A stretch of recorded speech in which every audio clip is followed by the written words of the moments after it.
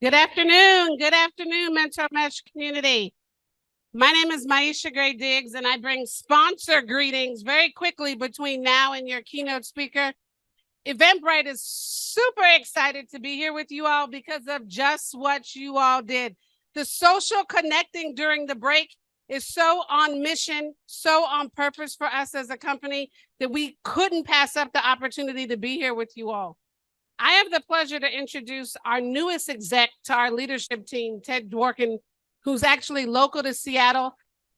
His story fits in so perfect with all of the transition stories that have been shared today. So we couldn't have asked a better executive to join today to tell their story.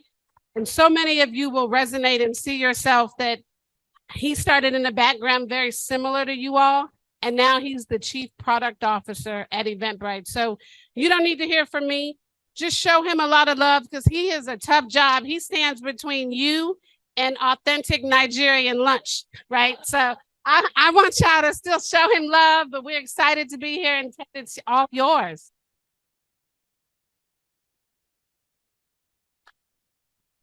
All right. That's so unfair to put me between you guys and lunch. MGD, thank you so much. MGD flew from Oakland. She got here at 2 in the morning off like literally six flight delays. So, and it's a privilege to be here and a privilege for me to get to work with MGD. I learn from her all the time. Thank you for your time and attention. I hope to earn it. I am excited to talk to you all and pick up so many of the themes that I heard in the last session in particular around the kinds of skills that are really critical to having a successful career in technology. And I'm going to use examples from my career and I'll walk through that. But I want to make sure that you understand, I know that it's a path. It's not the only path. Because as part of my journey, I've been lucky enough to earn the responsibility to manage large teams at various points in my career. So I've done a lot of hiring. I've unfortunately had to part ways with employees when it turned out that it wasn't a match. And so I've learned as much from the diversity of experiences that I've seen in the candidates that I've talked to, the team members that I've worked with, the peer sets and bosses that I've had. So I'm going to talk to you about my particular path, but I will use examples that are representative so that hopefully they can apply more broadly than just the specific choices that I've made. And hopefully it's also a little bit practical in the way that you can then take away some questions, some ways of thinking, and some ways of potentially behaving and adjusting as you think about your career in technology. Okay, so we're going to jump in. I am the Chief Product Officer at Eventbrite. Eventbrite is a live experiences marketplace. So what we do is we connect culture creators, people who want to bring people together and create connection with consumers. And we give them tools that they can list their events, free or paid, ticketing, ways in which they can monetize those events and really turn their passion into a going concern, into a business. And we give them a way to connect with tens and tens of millions of consumers who might be interested in those events. And we do it here in Seattle. We do it in Boston. We do it in Los Angeles. We do it in London. And I've been at this company for about 6 months. And I joined it because the ability to sign up for a mission about connecting those folks who are in the business of creating human-to-human connection in real life is an easy mission to sign up for. And it's taken me a long and winding road to figure out just how to line up what I'm good at with what I'm passionate about, and then find a way to get paid for that too while I'm at it, okay? So here I am, Ted at Eventbrite.com. It would be ironic, paradoxical, if I were to show up working at a live experiences company and I would resistance to social connection. So please reach out. You heard about LinkedIn. There I am, Ted at Eventbrite. I'll be here this afternoon, and I really do hope to say hello to you, learn about you, and answer any questions you might have. And I will learn as much from you as maybe you do from me, probably more. All right, let's go to the next slide. Down past hello. So Microsoft. I'm going to talk a little bit about the major career steps that I've taken, and then I'm going to back up from that and talk to you about some of the lessons I've learned and some of the adjustments that I've had to make along the way. So Microsoft, 22-year career at Microsoft. Worked in lots of different parts of the company. I'll talk about that. It's a company you all know. I wasn't born here in Seattle, but I was raised here. Moved here when I was 6 years old. Grew up in the Shoreline area. And so I'm about as local as you can get. Although I have to admit, when it serves me, I'll say I'm a New York native. When it serves me, I'll say a Seattle native. I'll fudge a little bit on the end. But I spent a lot of years at Microsoft, 22 years, and mostly in product leadership roles or product management roles. And so I don't remember what color sticker I have, but I have the product sticker. And that's been most of my career. But I'll talk to you about what it's meant to work at one of the largest and most sophisticated technology companies on the planet when you join it without really any competency in what they care about. So I'll come to that in a few minutes. After Microsoft, I joined a company called Sonos. We make smart speakers. This speaker is called the Era 300.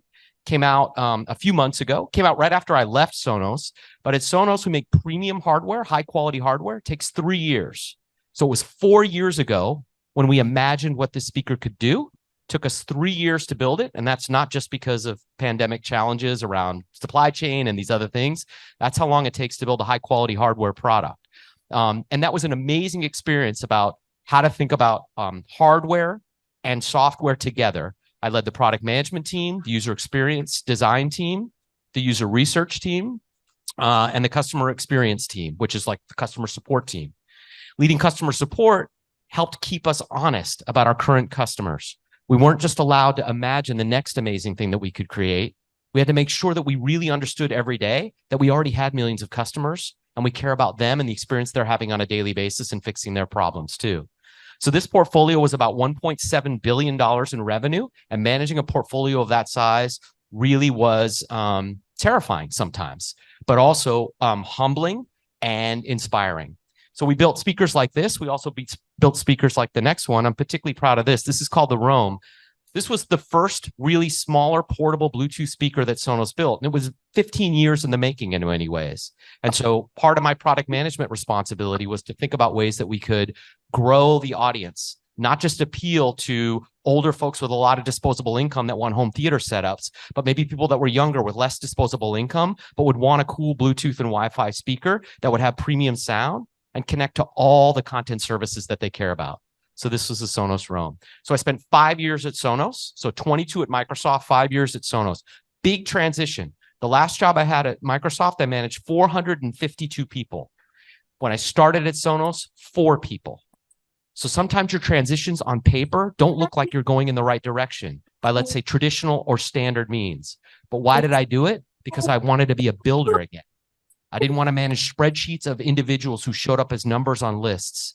I spent more time and energy at late stage of my career at Microsoft, not because Microsoft has a problem, but because the nature of that kind of work, where I was sort of protecting the team to be able to do interesting things, protecting the team to be able to innovate, because there's all these allergens and antigens that can come in a large organization. Again, even a high quality, incredible, world-leading organization like Microsoft. And so Sonos gave me the chance to get back to connected to teams and connected to product. And after Sonos, I joined Eventbrite. And so, as I said, we're this live experiences marketplace, and we connect these hustlers and entrepreneurs and culture creators with their tribe, with their consumer audience, and we help them build those businesses. And it's incredibly energetic, particularly in a time period where we've had to come to terms with what it might mean if we couldn't connect in real life, and really reinforced how special real life connections are. And you feel it in the room. The break that happened that I just witnessed, that you all were part of, the buzz in the room is palpable. It gives me energy, seeing all the energy that you have between you. And that's energy that we can create with an audience and build a really, really significant business while doing so. So I lead product, user experience design reports to me, user research, and also our product operations team. And that's my role at Eventbrite. I work for the CEO, and she's the founder of the company, she and her husband. And the company's been in business for about 12 years. And is north of 300 million in revenue. So again, if you look at it in paper and say, well, you led this $1.7 billion portfolio at Sonos, why are you working at this company at 300 million? Because I'm a builder. Because I like to get close to the work. Because I want a resonance with the audience that I'm building for. And because the kind of learning that I got by shifting from Microsoft to Sonos was profound. And the learning that I'm getting, even in just my 6 months that I've been at Eventbrite, is profound. And I'll talk a little bit about what that looks like. One of the learnings, I get to work with people like this. This is Sid Santa. He's here in Seattle. He runs a Sri Lankan food truck. So if you've been at any of the markets that are around, the Ballard Food Market, if you've been to the Fremont one, Sid's running that food truck. Sid also came to Eventbrite and said, I want to put on this amazing live experience. I have no idea how to do this, but I'm a hustler and I have a ton of people that I know in Seattle and I want to do something cool. So he came to us and he said, I'm going to put on a 36-course Wu-Tang Clan dinner. And I'm going to do it at the Queen Anne Beer Hall down the street. And a year ago, and he pulled it off. And it wasn't 36 courses of food. There were dozens of courses of food, but a course was also an experience. It was crazy bands and fire eaters and dancers and musicians. And he pulled it off. And we gave him some money to do that because we give grants. I wish more, but we give grants to creators that come to us with innovative ideas that create community and create connection and are unique. So he did something unique and local, and we gave him $10,000 to go figure out how to pull that off. And he did. And I had a chance to talk to him about 3 months ago for a cup of coffee and what he wants to go do next. And he's got a world of ideas, and we can help him get there. So that's Sid. All right. So let's go back to the roots. That gives you a sense of what I've done for the last 25 years, right? Microsoft, Sonos, and now at Eventbrite. Okay. Yeah, I love it. I see the UW. I saw you earlier in the fleece. Yeah, University of Washington. So I am fortunate. I went to a great school here, but I had suggested to you that when I started my first technology job at Microsoft, I didn't have on paper what anybody at Microsoft would generally be looking for how they bring people in to that domain. Because I didn't go to the computer science school at the University of Washington. They wouldn't have given me a second look. I didn't go to the Foster School of Business at the University of Washington. They wouldn't have given me a second look. Look, I did fine in high school. And I'm lucky, that I had this opportunity to go to the University of Washington. But I didn't have a particular interest or passion for finance, for marketing, for communications, for PR, for computer science, for data analysis. So what I did was study next. I wound up getting 2 Bachelor of Arts degrees. Here they are. It's a little random because I wound up amassing enough credits to actually wind up with 2 degrees.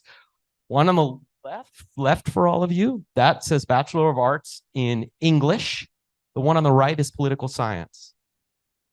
So I studied English and political science as an undergraduate. And again, I will walk you through this journey. And I am one of many, many, many thousands of reasonably successful leaders in technology. But I'm now working for the CEO of a few $100 million company, leading a product organization with a really grand ambition and strategy, having survived and thrived a 25-year career in hardcore technology companies. And I came out with 2 bachelor's degrees. I couldn't have told you what a line of code looked like when I graduated. I couldn't have told you really what a developer did or was when I graduated. Now, some of that is because the era in which I graduated, I'm older, and so it was less pervasive culturally than it was now. We did not have phones in our pockets back then. We did not have apps at our fingertips back then. So it was less pervasive as a culture. But still, these are odd degrees to then show up on the door of Microsoft and manage to find my way through that. So I'm going to talk to you about how I did that, but try to position it in a broader context. So it isn't just about the choices I've made, but choices I've seen other successful people make, other people with different backgrounds. Maybe they're teachers. I considered that. I admire you. Maybe they're teachers. I dropped out of graduate school twice. So, and it has been a winding road for sure. So 2 degrees. So this is my first official performance review. When I graduated the University of Washington, I got a very random job working for a guy named Gary Larson. Gary Larson drew the Far Side cartoon, and you got to be a little older to know what that is. But at the time, it was the most well-recognized and internationally global daily cartoon in the newspaper. And that was a thing. There used to be newspapers and they used to have cartoons in them. That was a thing. There was also calendars that you used to buy and book collections that you used to buy of cartoons. And this guy sat in his studio in Laurelhurst, and he drew these cartoons and they went worldwide. And it was super random how I got a connection to working for him. And I helped him move from Laurelhurst to Windermere. And I was, had no real job, graduated with these degrees. So what did I observe? How does this person combine their passion, their art, with building a business that's on a global basis? And how do they translate what's in their head into something on the page that has broad appeal? But I call this my first performance review because he worked about a month ahead. So he always had a set of cartoons in case his ideas ran dry. So every Saturday morning, the FedEx truck would come and pick up 1 week's worth of cartoons, but they were a month ahead.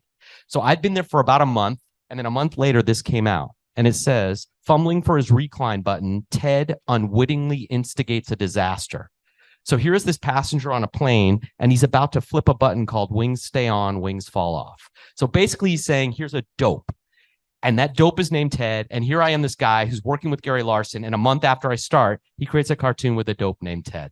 And so I was like, I marched upstairs and I said, what's going on here? And he said, it has nothing to do with you. It just came into my head. I'm just an artist. I'm just an artist. Okay. But this was a random opportunity for me, but it was also a dead end job. It's a dead end job because he's retiring. Like, it was literally a dead end job. And he's still lives in the area and he's wonderful, but he doesn't do this for a living anymore because he burned out. He did it for 25 years, 5 days a week, jamming cartoons, trying to be funny, trying to be creative. That's a grind. That's a grind. And he got to the point where he set it aside. But that was my first job. Still doesn't suggest a 25, 22-year career at Microsoft is on the horizon, right? Does not suggest that. So what happened next? I wound up in Microsoft and I wound up working on this product, which is called Encarta Encyclopedia. This is a multimedia encyclopedia. We put it out on CD-ROM, eventually DVD-ROM, and then it went to the internet. Now, when I started this, see, it says 95. That's 1995. So the internet was basically an academic thing. It was not a mass media, mass audience thing, right? So we had fixed format, CD and DVD-ROM. But this product needed people who knew how to write. And before my session, we had a discussion about the role of soft skills and communication. I'm going to come back to that in a second. But this product needed people who knew how to write, who knew how to craft content, because it's a presentation of reference content. And so they hired me as a contractor, not as a full-timer. I handed my resume to somebody I went to high school with who was a receptionist there. So then what did I do with that opportunity? How did I turn that opportunity as somebody who didn't know about code, didn't know about engineering, didn't know about marketing, didn't know about business, eventually get to the point where I was trusted with a $1.7 billion portfolio? Again, not alone, with a team at Sonos. It starts with really being curious. Let's go to the next slide. I started on that product, and I was surrounded by people who had a pedigree that was so far and above the pedigree that I had. We had hired all of these people in to build this product, and they had 20 years of experience doing things like editorial work, doing things like building multimedia products. It wasn't 20 years for multimedia, it was about 5 years of multimedia. And here I am, this like liberal arts major who'd had one job working for this cartoonist for like a year, helping him move and being his office assistant. And we did this event. We went up to the Salus Lodge and we invited all of these people in the industry to the Salus Lodge to join us. And we wanted them to write a review of our product. And our goal was to convince them that we really had credibility. This is the way it was done back then. Technology reviews were written by journalists and it was written in print. And so you invited them to the Redmond campus and you showed them demos of your product and you let them play with the product. And then hopefully they went and wrote something kind about you. So we invited the New York Times and we invited the Wall Street Journal, the next one. And we got them all into this big room. And here I am, this person who's surrounded by all these people who are pedigreed, surrounded by the journalists, surrounded by the technology leaders, all these people who really understood what they were doing. And I felt like an absolute fraud. But I was invited into this room to be part of the group that would present this product and talk about this product. And my general manager is standing up like this, a room of journalists, people whose names I recognized from these print editions of these that had traveled across the country and for internationally to be here. And he starts listing all the people that are on the team by a way of suggesting how much credibility we have to be able to build this product and put it into the world. And he's talking about this guy, Gary, who's got 25 years of experience. And he's talking about this woman, Susan, who's got 25 years of experience. And he's talking about this woman, Anne, who's got 25 years of experience. And he's walking down a slide and my name is at the bottom. And I'm thinking, literally, I'm panicking in the back of the room because I'm like, what is he going to say when he gets to me? Like, guy we hired last week? Like, it really, really freaked me out. And when he got to me, this is what he said. He said, Ted's a really good problem solver. And I'm going to come back to this because when we talk about what it takes to have an effective career in technology, this is going to be one of the key things I come back to. And I'll try to explain what it means. But it stuck with me in that moment, in part because of my anxiety, but also it was the first time that I actually, had a moment of reflection where I realized, beyond writing and editing, what was I doing for this organization and why did they value me? So when we had that conversation about your leadership and what you bring to the table, this was my mirror moment. And it was that general manager. And to be honest, it was kind of awkward. 25 years, 25 years, 25 years, 25, good problem solver. It was that awkward. But I was like, wait, I started to unpack that and rely on that. And now I tell a joke about it. Like I show up in rooms and I'm like, okay, I'm the problem solver. But boy, is that meaningful and valuable. Okay, so that was step one, is the recognition of what it meant to be valuable to that organization without an understanding of what computer science is. I mentioned curiosity. We're going to move to that next. I moved to Windows after that Encarta experience. I was at Microsoft, as I said, and Encarta was made about $100 million back in its day on an annual basis, pretty significant, but tiny compared to what Microsoft really cared about. And I was like, I'm at this big technology company. Why don't I take advantage? I should go work in Office or Windows. These were the center of gravity. This is pre-cloud and pre-Xbox. So these were the center of gravity for the company, in some ways still are. Like, what cooler experience can you have than to be working at a company where you can go work on a product that has literally 1 billion customers, like 1 billion customers. This is insane, the amount of scale. But like, how would I possibly crack into Windows? Like, these are hardcore engineering organizations, hardcore.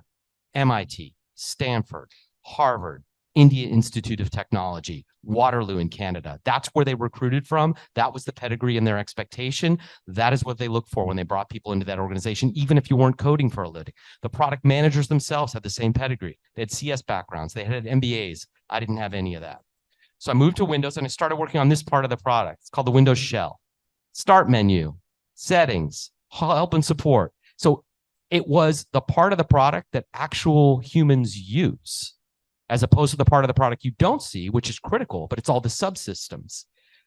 Quite honestly, it would have been harder for me to make that jump at that point in my career into subsystems. Eventually I did, but that would have been a harder leap. So I started at the part of the products that are closer to humans, closer to the actual usage and behavior. So I could take some things that I learned on Encarta about how to engage an audience, to how to build something that people love, how to build something that people value, and apply that here in Windows.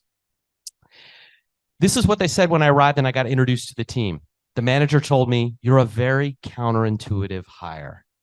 And like, what a weirdly backhanded, patronizing. And this one is, so first, problem solver, stuck with me 30 years later, still imprinted in my brain.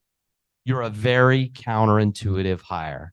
And, it's like borderline insult, but meant as a compliment. So then I spent a bunch of, frankly, years trying to unpack this one and try to figure out, therapy helps us all. Try to figure out what it means to be a counterintuitive hire in an organization. So did he mean that I didn't look and behave like this fella? Next slide. A little bit, right? Went to Lakeside School here, elite private school, went to Harvard, dropped out, and basically a super genius and an engineer's engineer, a computer scientist. And I was none of those things. None of those things. Very privileged in other ways, for sure, but none of those things. But this is the archetype for the company at that time. It has actually evolved considerably since then. Considerably. But this was the archetype. And so this was I was sort of up against in terms of what success looks like, what behaviors look like, what expertise looks like. Okay, so what did I do with that challenge? Next. That challenge still exists. This is just from a few days ago. Okay, I'm going to read this to you. This is a tweet from a fellow named Vinod Khosla. Most English majors lack a goal or a purpose. Why else would you major in your native language? And then this Jason Calacanis enters the chat and he says, some folks want to become journalists, authors, or baristas. So first of all, I love journalists, I love authors, and I love baristas. So they're trolling, but this is important because then our man Elon enters too. Because I'm talking about like this sort of journey I went on, but this is present day. You all are in this milieu. This is present day. So who is this Vinod and why does it matter? He's a gatekeeper. Okay. He runs Coastal Ventures. He was one of the original co-founders of Sun Microsystems. He's a billionaire. So a billionaire does not make him kind. It does not make him empathic. It may not even make him wise, but it certainly means that he has power in certain communities and in certain realms. These are all the early stage funding that Coastal Ventures has put money in. So here is somebody who has a point of view about what value looks like. And again, he's trolling a little bit, but not really, about what value looks like and what expertise looks like. And he's controlling a lot of funding and around the talent that gets drawn into these organizations. So there are gatekeepers. There are high priests who are looking for a certain thing or expect a certain thing. And when you don't match those expectations, how do you navigate when you still believe that you can both add value and there's value on the other side? So maybe I don't want to work at Coastal Ventures and no one's asking, but I work at great companies and I had a wonderful, supportive, collaborative, and growth set of careers there. And that's entirely possible if you can find a way to navigate around what are sort of standard or traditional expectations. And I'm going to hopefully be able to describe some of the ways in which you can do that. I said curiosity a few times. This is the starting point for me. This was the starting point. Be curious. And to go back to Bill Gates, unbelievably curious mind, right? Unbelievably curious mind, an omnivore, famous for how much he reads and consumes constantly. So this is how I started by being successful at Encarta. I demonstrated curiosity. What are you doing? Why are you doing that? Question came up earlier. Jay pointed out, like, why are you doing that? Why would we make that choice? How do you do that? What are you working on? How did you decide that was the most important thing to work on? How does that work? How did you learn to do that? It turns out a lot of people don't mind talking about themselves when you ask them. It turns out they don't mind sharing their expertise when you ask them. It makes them feel good. It makes them feel like the effort and time and energy they put into that work has value because you're asking. And you're asking not just like to make them feel good. You get to decide what of that information is useful to you. So I started by being a writer and editor, and I started wondering, how does this stuff actually show up and become animated and become electronic? How does this stuff come to life? And so I started learning about the publishing systems that we used. And I asked questions of the developers who were building the publishing system. It's like, how do you get literally 1 million photos onto this thing? I don't know how to do that. And at the time, there wasn't an internet. You couldn't Google it. You had to go ask. So I was surrounded by experts, people who were down the hall who did study computer science, who understood image compression, who understood search, who understood things like metadata, meta tags. I didn't know what these things were. So I asked. I didn't just stay in my office. I asked. I put myself out there. Be curious, okay? One of the ways that a book I've read recently called Ask Your Developer, the CEO and founder of Twilio, if you've heard of that company, he wrote this book. And I love this sort of frame. Just go ask your developer. Now, this one is about like ensuring that your best product ideas don't only come from a product manager, or don't only come from a designer, or don't only come from your marketer. The engineers are creative. The engineers are passionate. The engineers can help solve problems for what we can do for customers. And unfortunately, in too many companies, they are looked at as like production in the sense of coding, as opposed to part of the process of thinking and imagining and creating. So this book, Ask Your Developer, really speaks to that curiosity. Ask the developer, ask the marketer. Don't stop at the developer. Ask the designer. What did you study? What did you learn? How did you figure it out? This is the key question where you can assess, how did you learn a new domain? Okay, so if you're curious, the way that I assess whether someone's curious is I ask them in an interview, how did you learn a new domain? So this is one of the takeaways for you. If you're wondering what does curiosity look like, how do you learn a new domain? If you have a good answer to how you've learned new domains, then you're probably naturally curious or you've learned how to be curious. And so this is an assessment technique. I hold myself accountable to it when I join a new company or take a new job role. And it's something I assess in all the hiring that I do. Tell me something new that you learned in the last year that you didn't know before. Tell me something that you're smarter about today than you were a year ago. How did you learn it? I don't want to hear what it was. It's less about that. It's the how. So that's curiosity. And there's your one possible trick or unlock for how to frame or think about curiosity. Okay. Next. All right. So I was working in Windows. I spent 6 years in Windows. I was curious. That's how I was able to survive for the most part and thrive in a very, very technical part of the organization. And I decided to make another job shift, and I joined the Cortana team. So this is speech recognition. Cortana was an attempt Microsoft made to compete with Siri and OK Google. Not work out very well. They've actually invested still in speech technology, but they've stood this down. So it's possible to work on products that don't go very well and still manage to learn a lot and have a career beyond that. But I put this in here because it really speaks to the second point after curiosity that I think is fundamental when you think about entering technology, whether it's a non-technical career or non-traditional background or traditional background, but maybe more critical from non-traditional backgrounds. And it was a point that was made earlier today. And that's that product development, technology development, it's a team sport. It is teamwork. It is teamwork whether you're doing it over Zoom or Teams or Google Meet, or you're doing it in the same room. It is teamwork, okay? And so in that sense, all product development is social. It's not social specifically or necessarily in the way of Cortana and voice activated, but social like this. This is me just about a month ago in Austin, Texas with my team. And we were fortunate enough, privileged enough to be able to be all in the same room and do a summit and an offsite. And here we are just putting stickies on the whiteboard, jamming together to try to figure out the next cool thing we should go build. And learning how to work within a context like this, where you feel safe to be able to put your ideas forward, where leaders are creating that space, where no idea is a bad idea, but you're actually effective and impactful in how you use that space in the room. All technology work is social. And so communication is hypercritical. This came up earlier. You're going to hear it now. You're going to hear it in the panel later. Communication is critical. Curiosity, communication.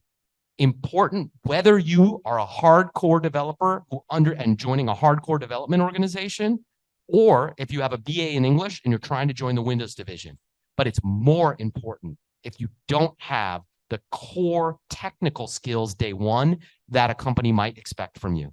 Because if they're smart, they will privilege these skills and you will be able to take advantage of that privilege. So do you create clarity? Here's your test question. Here's your assessment about whether your communications are on point. This isn't the only assessment, but this is a quick rubric. I'm trying to give you a few things. So curiosity is how did you learn something in the last year? Communication, tell me about a time when you took something that was complex and created clarity. Tell me about a time when you took something that was ambiguous and you made it clear. So maybe it's a lesson you taught, or maybe it's an explanation to a parent or to the administration about something that you needed. I don't know what the rest of your backgrounds are. I've only had the benefit of hearing you as a teacher, so I keep looking that way. But every one of you have worked in situations, whether you were a writer, a journalist, or a barista. Maybe you worked at a dry cleaner. I washed dishes as my first job. How did I create clarity? I will be able to come up with an example there. Give me a minute, but I will do it. And all of you do it too. It's necessary. So bring those stories forward. Recognize in yourself your ability to do this from ambiguity to clarity. Okay. So that's lesson number 2.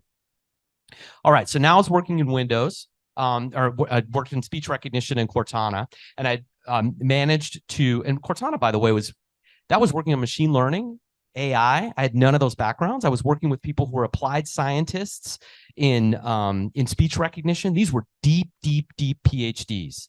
And yet I managed to add value in that circumstance out of curiosity and out of communication skills. And I was also able to figure out how, amongst these giants of their industry, amongst these folks that were just monsters of capability, to be this little person that created followership. Creating followership. How do you bring your stakeholders, the phrase from before, along? How do you get into a situation with whether you manage people or not, whether you're a nominal leader or not, other people want to join you for whatever that journey is. They want to join you for whatever that ride is. Another critical skill that can separate you from other folks or put you in a position to be able to get the job where you may not have every skill set that a particular organization cares about. And it's certainly a key to advancement within an organization. How do you create followership? Okay. And so here the check is, what do you do to influence when you don't have authority? When you don't directly manage somebody, you can't easily tell them what to do. Or if you do, they may not decide to follow you. So what techniques do you do to encourage, to influence, to inspire? How do you influence without authority? So that's a question I ask in my interviews, and that's something for you to reflect on and think about ways that you have done that. And you've done it as camp counselors, and you've done it when you flip burgers, and you certainly have done it when you are in administrative positions, and you've done it in school when you've worked on projects with other students, and you've done it when you've had to learn how to code and learn how to market and learn how to write PR. How do you influence others? How do you influence an audience, a peer set, your bosses, people that are more junior than you? Those examples are critical, and building those skills are critical. Influence without authority. All right. Getting close to the last kind of check on skills and how to think about this kind of playbook of entering a technology career without the most traditional background. So this is Jason Sudeikis, the actor who was on Saturday Night Live, and he plays the lead character of Ted Lasso. Okay.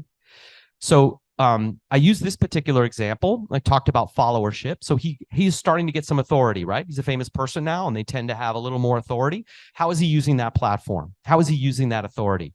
Right now, he's wearing a shirt. These are the names of 3 English footballers, soccer players. And he did this the day after all 3 of them missed penalty kicks in the 2020 European Championship final. They missed their penalty kicks and England lost. And every one of them was absolutely brutalized on social media for missing those penalty kicks. They were excoriated. The worst of humanity. And it's unfortunate that it's there, but the worst of humanity. So he showed up at a Ted Lasso premiere event the next day, and he put their names on his chest. And he said, I will use my platform to create visibility and connection and support. What he did was he showed empathy.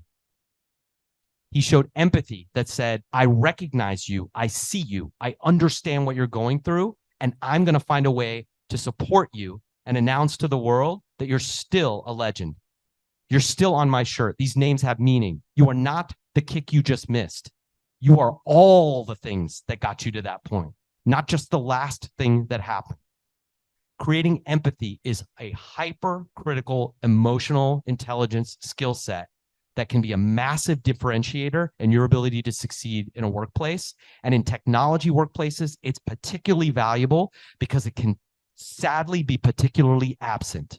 So if you have this superpower of your ability to understand where somebody else is coming from, to understand what their motivations are, to understand what their anxieties are, to understand what their expectations are, and start with curiosity about that and building affinity, you are much more likely to build followership.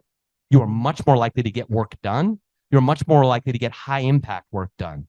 And you're going to have people that celebrate you, that come to you, that want you on their team, that want your influence on their project because they feel seen, they feel understood, and they feel like they can get their best work done when they get a chance to work with you. Empathy. Question for empathy. How do you test if somebody has empathy? It's a very nuanced thing. It's a very rich thing. I don't want to suggest that you can literally reduce it to a single question. But I ask people when in interviews and when we're considering promotions, have they changed their mind? Have you changed your mind? Tell me about a significant time when you thought one way and you changed your mind. Because people that don't do that generally don't listen well. They don't observe well.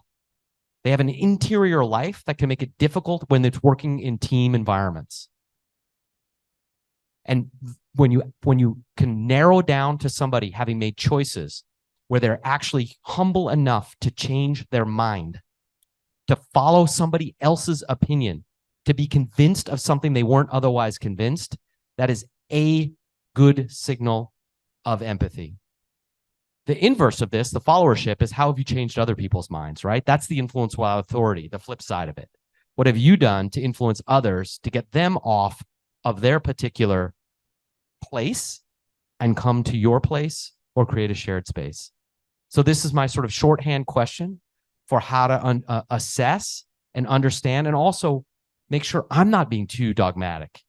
Make sure I'm not stuck. Make sure I'm getting the benefit of working with people who come from different places than where I work, or grew up in different places than I grew up, or have accomplished different things than I've accomplished.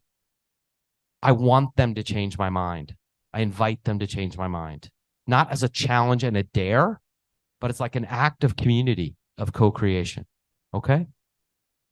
So curiosity, communication, followership, and empathy. When I think back across 25, 30 years, these have been the most critical investments that I've made in skills that transcend whether I'm working on operating systems or multimedia encyclopedias or smart speakers or speech recognition or a live events marketplace. These have been the top skills that have worked for me and that I've assessed others. And it's not a complete comprehensive set, but it's a hypercritical set. And I think you heard that amplified earlier today, and I loved the join between that session and this kind of skills and competencies and how that's been resident and resonant in my career. Okay. Now I want to come back to this problem solver. I started there and I said, hey, we walked through this thing in 1994. Oh my gosh, are you genius problem solver. So what does that actually mean? When you actually unpack that and I sort of reflect on what that means, a couple different things. Let's go to the next slide. The first is this notion of simplicity, of focus. If you're a problem solver, you help organizations focus. You say, of all the things, this is the thing. Of all the things, this is the thing. And sometimes it's literally the next thing. All you're doing is helping the team take the next step. It's super complicated. Everything's going to be hard. We don't have the answer. We don't have data.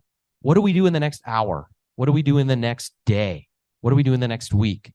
Simplify, simplify, simplify, focus. So that's one element of problem solving.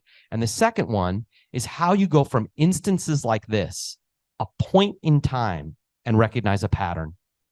The ability to move from instance to pattern as a problem solver is really, really critical. And how do you do that? By when you see an instance, you ask questions about, has this happened before? What would it look like if it happened again? Where has this happened before? Would it be bad if it happened again? Because maybe it's not that big a problem. Maybe that isn't the problem to solve. Maybe the actual problem to solve is way out here. Because something isn't going well doesn't mean it has to be fixed.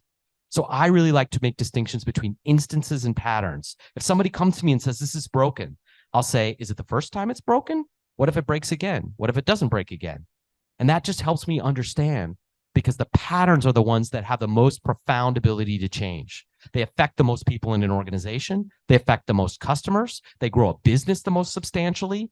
It's the patterns that have the exponential power. And so every instance of a problem isn't a thing to be solved. Instances and patterns, and I challenge my organization, the people on my team, to recognize patterns and not just instances. Okay? So I hope for you, and this is your test case, right? This is your test case. How have you made teams more effective?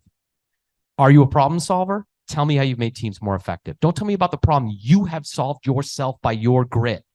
Tell me about the one you've done that made the team better. That's my assessment for whether you are a problem solver that can be effective in multiple different environments. Okay?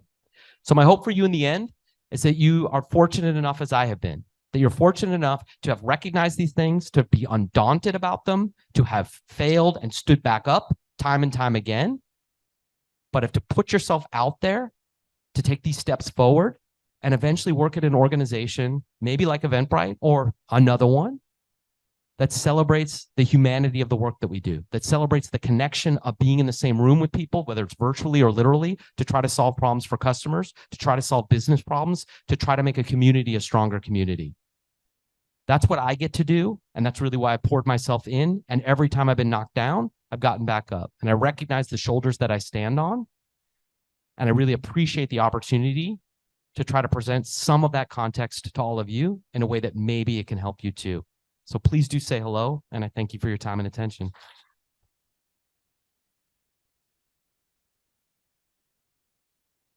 Ted, I think you have time for a few questions. Again, I know we stand between us and lunch. If there are questions, I can pass this mic.